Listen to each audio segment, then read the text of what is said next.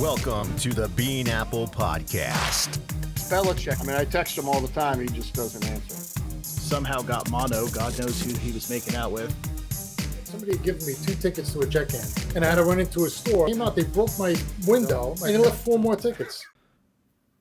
All right, what's up? Welcome to the Bean Apple game preview show for the Jets and Bengals. It's Joe, it's John, it's Jim. I'm going to break this one down real quick, give you what you need to know, and have a little bit of fun before the game starts. So, Jets coming up.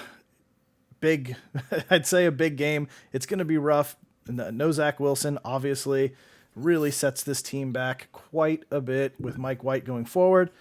Everybody by now should know of the acquisition of Joe Flacco coming to the team, but should strictly be a bench option from what they're saying until Zach comes back. Then I don't exactly know how this is going to play out from there.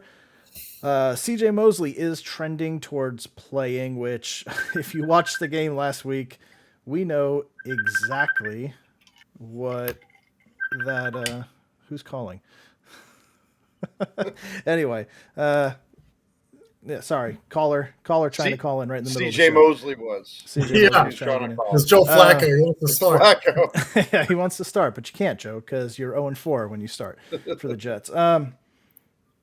So where was I? CJ Mosley looking like he's going to start, which we really need. Last week, the Jets defense was absolutely lost without him back there. I mean, John, obviously you were watching.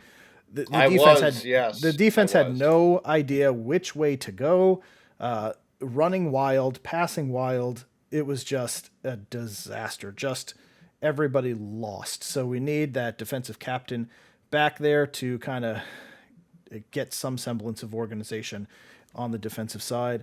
Offensively, Corey Davis did pop up on the injury list today. He's a limited participant with a hip injury. Haven't seen the details exactly as to what happened on that yet.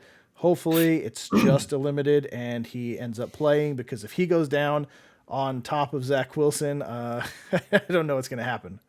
It's going to be, like I said before this, it's going to be a bloodbath. I mean, as a Jets fan, I was hoping to see progression. We're going to have to wait a few weeks to see progression, I think, but Cincinnati is rolling. They're firing on all cylinders. We talked about it earlier, John. Jamar Chase is over 700 yards receiving for the season already. It's the rookie record. Incredible start. Absolutely incredible start for a guy who couldn't catch the ball in the preseason.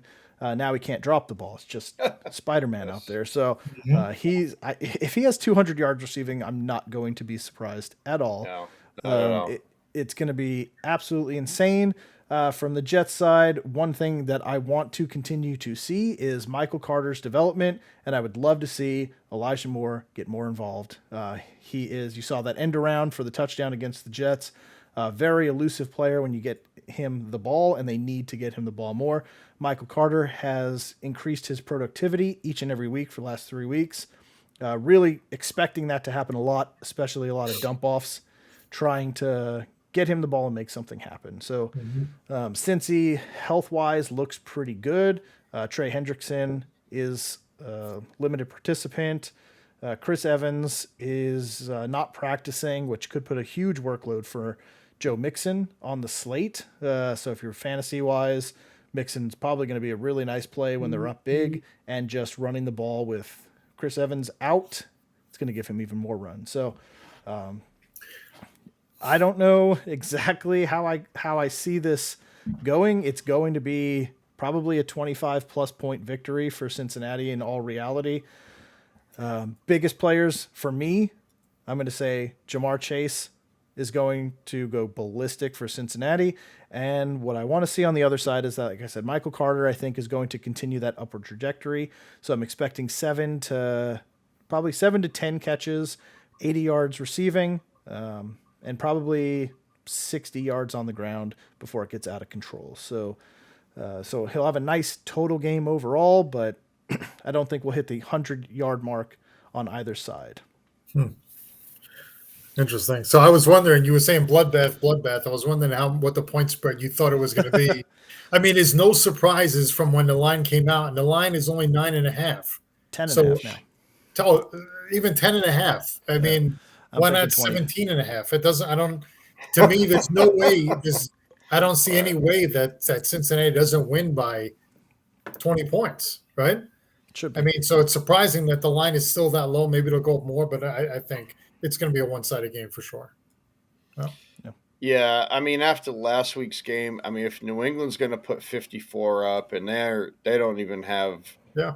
half the offense since he does right now, Joe Burrow's going to eat them alive. I mean, who are you going to cover? You got Chase, you got Higgins. I mean, you got Boyd, you got.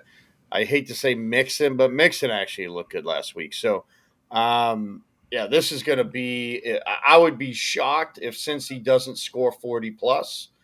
And the Jets score under 15 again, to be quite honest. I mean, I'll be surprised, honestly, if the Jets score. I don't hate think to say Cincinnati's that. defense is that good, but Well, I mean, the Patriots. Yeah, I mean, with White at quarterback, now you get a week to plan for the guy, and last week he was a surprise, and if Davis is out, who's he throwing it to?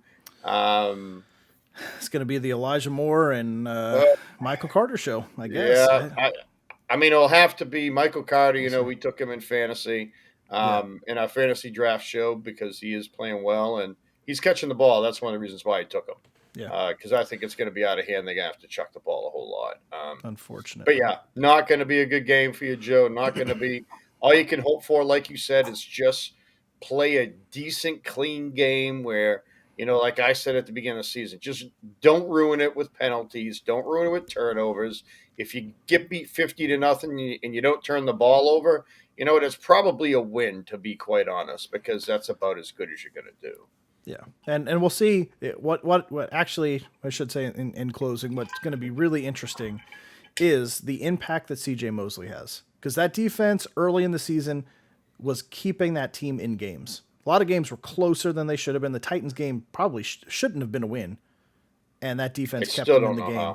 Yeah. So CJ Mosley being out last week looked like a completely different defense. So it'd be interesting to see if the defense comes back with him running it, and really how important he really is to the defense. It's going to show this week on how they perform on the defensive side of the ball. So so I think no surprise, we're all agreeing, and unfortunately it kills me inside to say that the Jets are going to lose to the Bengals because it's the Bengals. This is the first time they've been good in like how many years, and now of course we have to meet them without Zach Wilson, and it's going to be fun. So that wraps it for the Jets. Again, come back on Sunday morning from 12 to 1 or 9 to 10, wherever you live in the country. Hour before kickoff, we will be on. We will preview games. We will preview injuries. We will preview your fantasy start sits at Get Your Questions In. Everything you need to know for your team and to get ready to win your fantasy league. We'll be talking about Sunday morning. So come join us then. Hit the subscribe button. Hit that bell so you get all of our notifications. And please like the episode so it gets more views. Let's go, Jets fans. Hang in there. Cincy, congratulations. Later, guys. You're still here. It's over. Go home.